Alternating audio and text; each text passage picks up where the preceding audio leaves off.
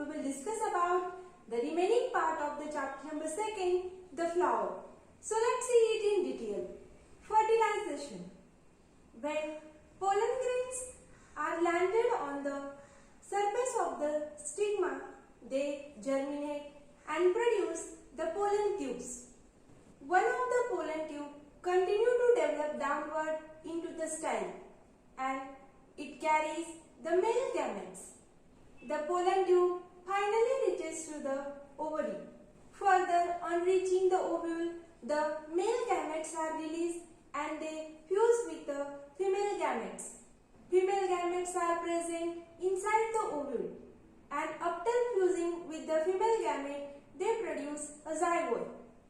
The fusion of male and female gametes is called as fertilization.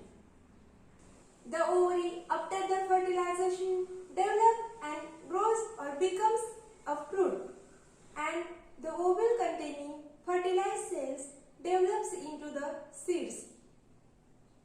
Let's see the actual process of fertilization.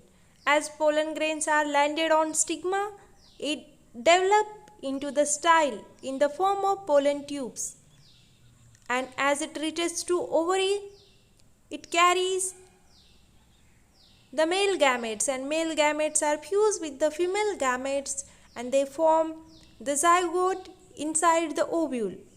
And this process of fusion of male and female gamete is called as fertilization. And as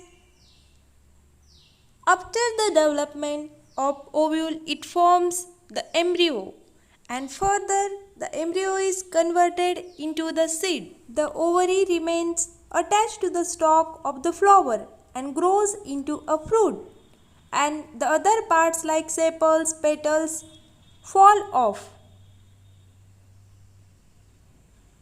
Now let's see the fruit in detail.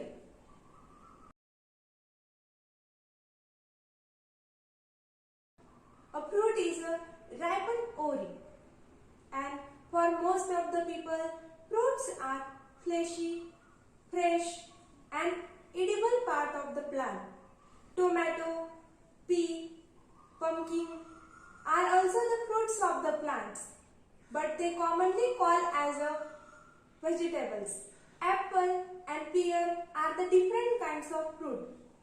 In these fruits, the thalamus of flower develop into the fleshy part, and that we can eat, while the ovary of the fruits remains at the central small part which contains seeds. Such fruits are called as false fruits. Now let's see the parts of a fruit. There are two main parts of a fruit. First, a pericarp. It is also called as a fruit wall. And second, the seeds. Pericarp is also called as a fruit wall, which develop from the wall of the ovary. It may be thin or it may be thick, depending upon the type of the fruit. Pericarp contains three parts: epicarp, mesocarp and endocarp. The outer and the protective covering of the fruit is called as epicarp. Mesocarp. It is the middle, fleshy and edible layer of the fruit. Endocarp. It is the inner hard part of the fruit which contains seeds. There are two types of fruits: fleshy fruits and dry fruits.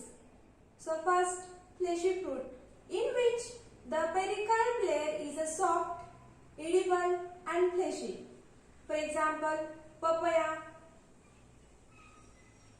tomato, grapes. In dry fruits, the pericarp is not soft.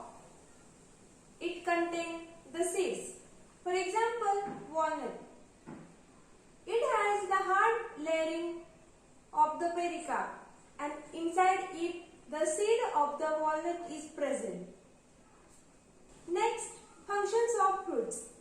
Fruits protect the seeds from unfavorable environmental conditions. Fruits contain the food inside them, or fruits store food inside them. Fruits facilitate the germination process by dispersing the seeds inside them. The seed. The ovule after fertilization develop into the seed. Hence, seed is defined as fertilized ovule. There are two types of seeds, monocotyledonous and dicotyledonous. The seeds which contain two cotyledons, such seeds are called as the dicotyledonous seeds, and second, monocotyledonous seeds. The seeds which contain the single cotyledon are called as a monocotyledonous seed. Now let's see the structure of seed.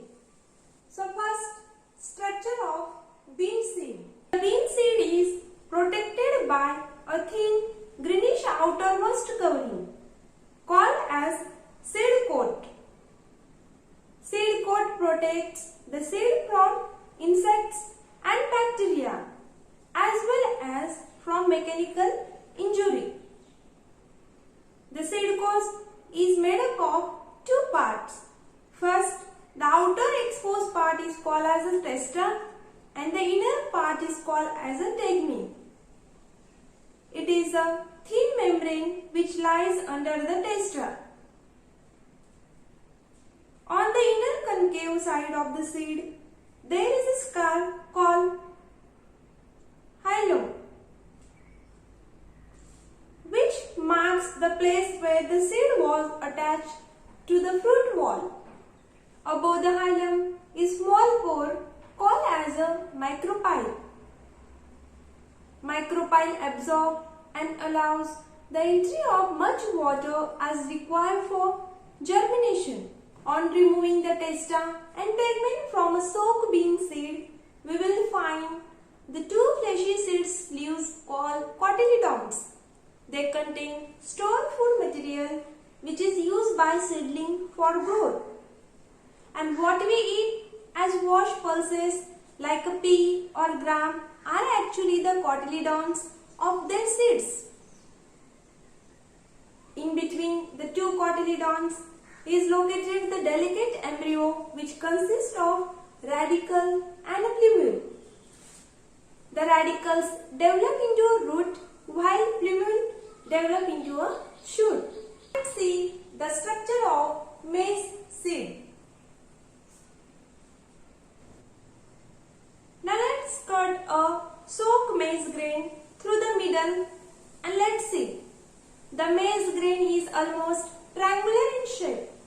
The lower narrow end of the grain is yellowish white in color, whereas the upper broad part is a dark yellow in color. The seed coat of the maize grain is fused with the pericarp. This is thin, membranous layer and forms the outermost part. The upper large part of the maize grain is called as endosperm. It stores the food in the form of starch. Surrounding this is a protein-rich layer called as albumin layer. The lower portion is called cotyledon, and the cotyledon contains the embryo which is made up of radicle and plumule. Let's see germination process. The process by which embryo in the seed becomes active in presence of water, air and temperature and grows into the small plant. This process is called as a germination. Condition necessary for germination: water, air and favorable temperature. These are the three conditions which are necessary for germination process. Take some questions for you. Label the given diagram in your notebook.